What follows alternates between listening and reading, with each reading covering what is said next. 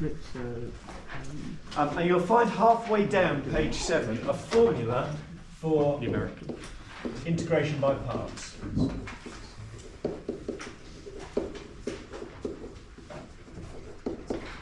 And that integration by parts formula is a rearrangement of the product rule. The product rule. And it allows us to integrate products. It allows us to integrate one thing that we can integrate multiplied by another thing. And you'll notice that on the formula sheet, the thing that we're being asked to integrate, the product, and the dx, remember, is just saying x is the variable, is not uv, it's u dv by dx. And so what that means is when we're faced with an integration by parts problem, we set up our little windows, and the thing that we are integrating, one bit goes there and one bit goes there. And so the process, and the process involves, the answer involves u and v and du by dx and v. The process involves differentiating that and integrating that to fill in the windows before plugging numbers into that formula. So let's look at a couple of very straightforward examples. The actual mechanics of the rearrangement is one of those things that I'm going to say, well, yeah, we can do it if we want, if you do it if you want, but we're not going to do it at this point. I'm sure you'll find YouTube explanations of how it's done. So here's an example. Here's an example. Now, as with the product rule, which remember was when you were differentiating one thing multiplied by another, it doesn't actually matter which way round your u and your v go. Well, I say that. In a lot of situations, it doesn't actually matter.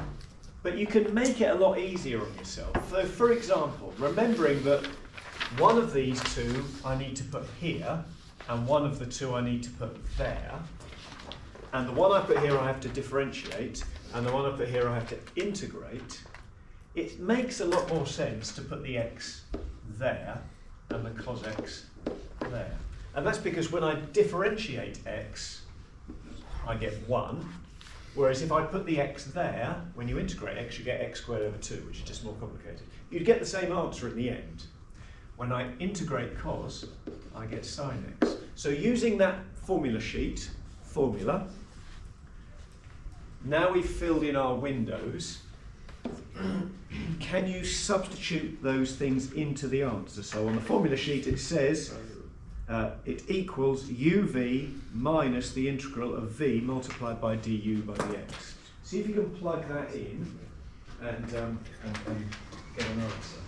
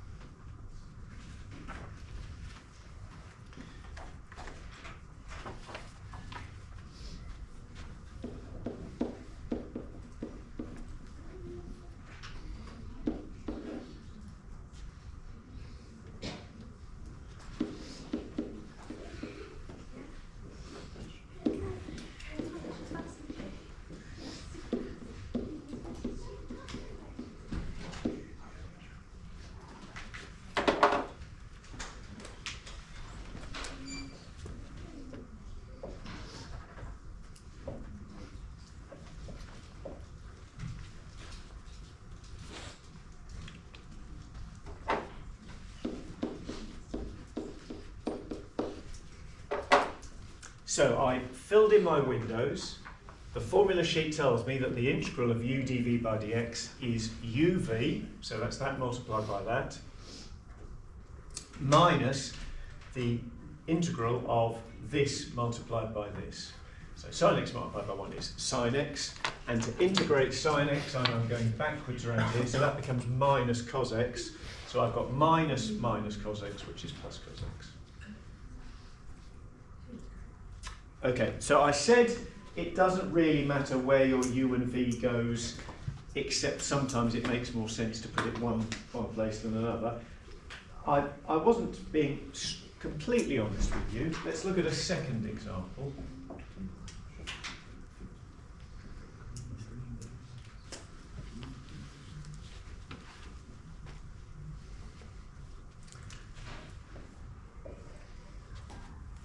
So I need to put one of those things here and differentiate it, and I need to put one of those things there and integrate it. Can I just ask you to consider very briefly why this time I am compelled to put them in a particular position?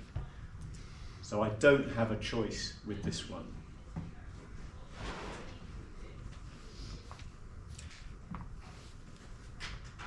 Any suggestions? What do you reckon? What do you reckon, Callum? Why am I not able to choose which one to put there, which one to put there? Don't know how to integrate I don't know how to integrate ln of x. So I've got to put ln x there. That differentiates as 1 over x, that's nice. And that means x squared's got to go here, which is a bit of a pain, because when you integrate x squared, you get x cubed divided by 3. But you know, that's not all bad news, is it? So go on, see if you can apply the formula on the formula sheet to this example here.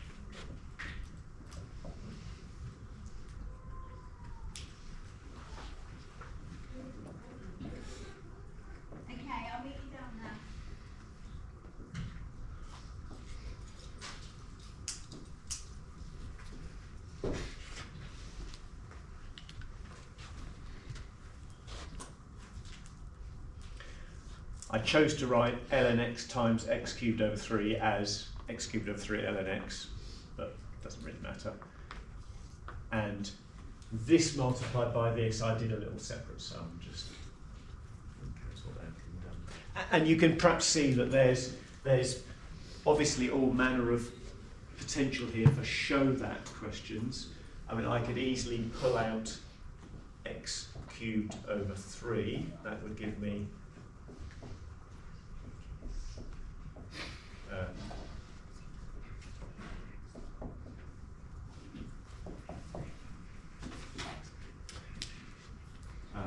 but you could also pull out x cubed over 9, which would give you a third of that minus 1. So there's a lot of potential here for show me or show that type questions. Okay, 2 more examples. Forgive me for sort of working through some basic examples, but if we get the basics right, it's all good. If I can ask you to do this one.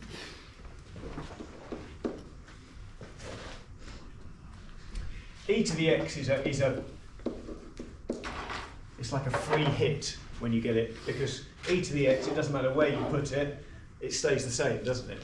So I'm definitely going to put my x squared there, because it differentiates as 2x, and my e to the x is going to go there, so it becomes e to the x. There's an issue with this one, which I invite you to work out for yourself.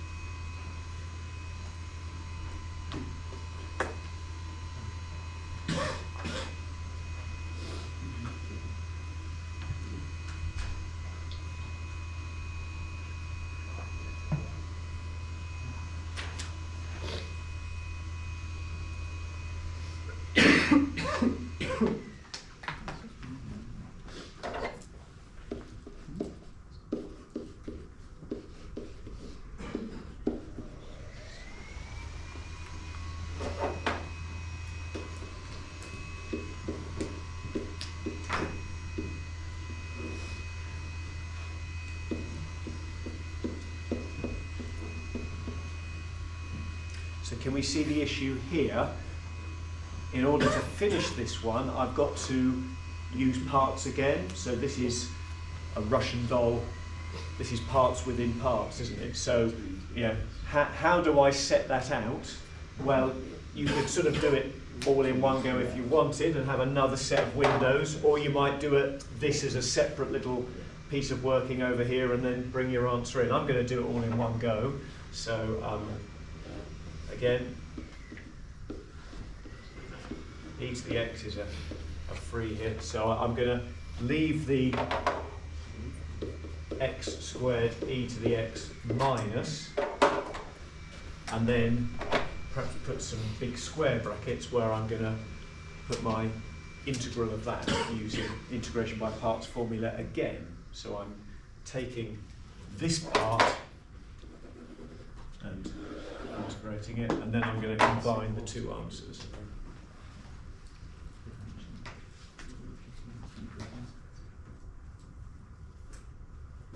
Yes? Yes, sure.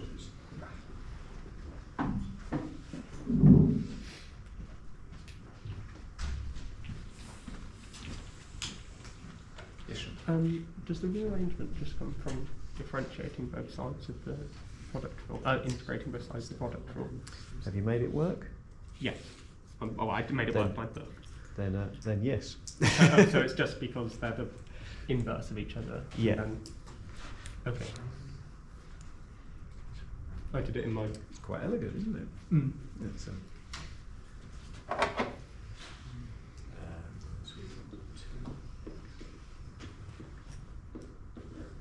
You've got to be very careful with your minuses.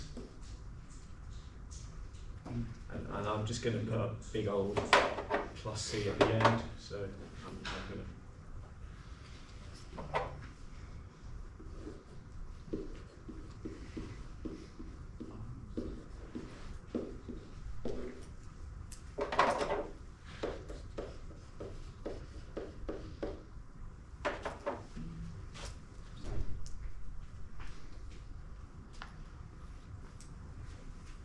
So I end up with the x squared e to the x that's been there all the time. The integral of that, I've used parts again to give me this, which gave me that. Integrating 2e to the x, it's just 2e to the x. So I've got minus all of this, so it's minus 2x e to the x plus 2e to the x. And this is sort of ripe for a solution, solving type problem, because you can pull out the e to the x and you've got a quadratic. So you can well imagine that there are all manner of ways that they could turn this into a more involved question. So we've got integration by parts within an integration by parts question. Okay. So the fourth example is one where we've got limits to substitute in, and also where I can teach you a little trick. No, you lost your plus C. I forgot my plus C, thank you so much. Actually, this year I've been doing really well in the plus C department, believe me. It's been a bit of a car crash in previous years, so I feel like I'm doing all right. Callum very cleverly pointed out earlier that we can't integrate ln of x. Or can we? So let's roll two examples into one. So we're going to integrate ln of x, and we're going to do it between two values. I'm going to choose my values carefully so I don't end up with, and we're using this technique, integration by parts, which is on the formula sheet. It's a bit like the product rule. So, I think I said yesterday, Newton-Raphson is genius, and the way we integrate ln of x, similarly genius. Because what we do is this. We write ln of x as 1 times ln of x, which makes it into a product. So the integration by parts formula, Arthur, says if you want to integrate something, call it u dv by dx. So those two things have to go either there or there. Even though I'm integrating ln of x, I still can't integrate ln of x. So ln of x has to go up top like it did earlier. And that means 1 has to go down here. When I integrate 1, I get x, and when I differentiate ln of x, I get 1 over x. So can I get you to complete the integration by parts for that question? So it's like the product rule. Remember the product rule we've differentiated. You call the thing we're differentiating u, v, and we set up some little windows like this. We put our u here and our v there, and we differentiated u to give us du by dx, and we differentiated v to give us du by x. And the product rule was v du by dx plus u du by dx. This is very similar, but the thing we're integrating we call u dv. This is a rearrangement of the product rule. U dv by dx. So one of the two things that are being multiplied together has to go up here, and the other one has to go down here. And to complete our windows, we differentiate that one, and we integrate that one, and then we plug what we've got into this formula here, into uv minus v du by dx.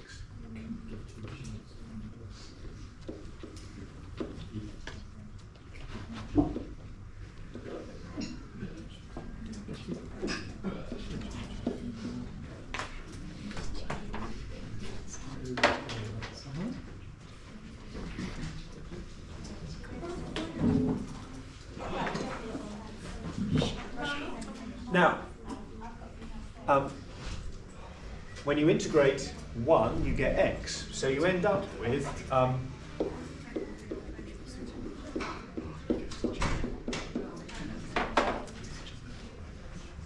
so we can now integrate ln of x. It becomes x ln of x minus x. We integrate it using integration by parts, using the cheat of writing ln of x of 1 times ln of x and putting it in there. And that's a really nifty thing to do. Now, what about the limits? Now, I have to say, at this point, I'm at a little bit of a loss, because I have always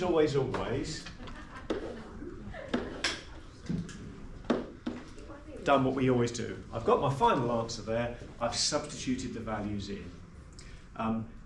This textbook, it's not a new textbook at all, this textbook insists that you shouldn't do that. You should integrate the limits in separately, here and there. So we're going to sort of do... Now, I cannot for the life of me work out why that's important. I cannot for the life of me work out why that's important. I can't find anyone on the internet to tell me, but as I get older, I'm becoming a bit more of a rule follower, so I'm going to do what I'm told. So I'm going to substitute my values in separately. I can only assume there must be some weird and wacky example that where it makes a difference, but there we go. So anyway, don't lose your minus sign.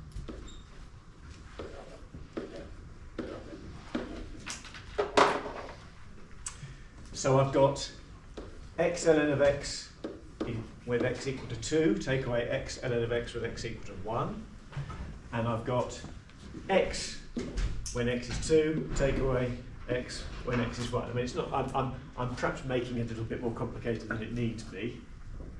But go on, see if you can simplify that in terms of logs. So you may want to reach for your calculator to remind yourself about the ln of 1. But see if you can get an answer to cough out, spit out of that.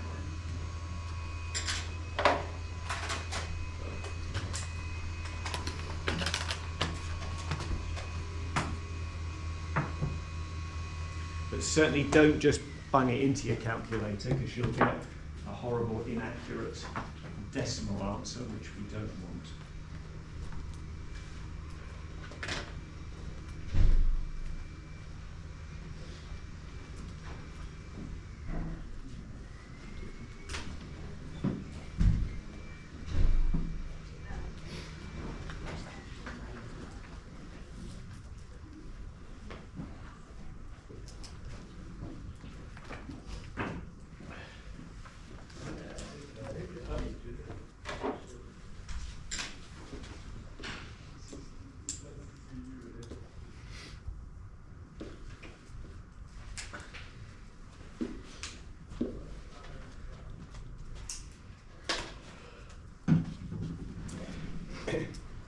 2 ln of 2, that's exact. Could write it as ln of 4. Not like that, I could write it as ln of 1 is 0, that disappears. 2 take away 1 is 1, obviously. So 2 ln of 2 is perfectly okay as well. In fact, the textbook left it as 2 ln of 2, 2 ln of 2, ln of 4 is the same thing.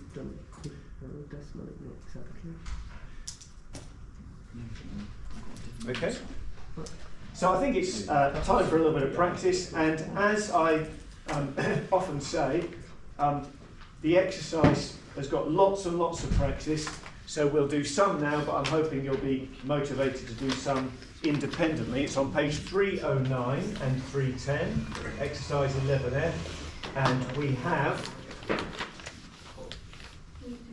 18 minutes left. So we're going to do 18 minutes of practice. So you decide whether you're going to do lots of basic ones and leave the exam ones for later, or whether you're going to do a couple of basic ones and then go on to the exam ones on the second page. But it continues over the page with some meatier questions. Look out for ones where you've got to use integration by parts twice. I have to say I haven't done some of the harder questions. I have come across questions where you have to do it 3 times, so don't panic if that's the case. Okay? Page 309, exercise 11F.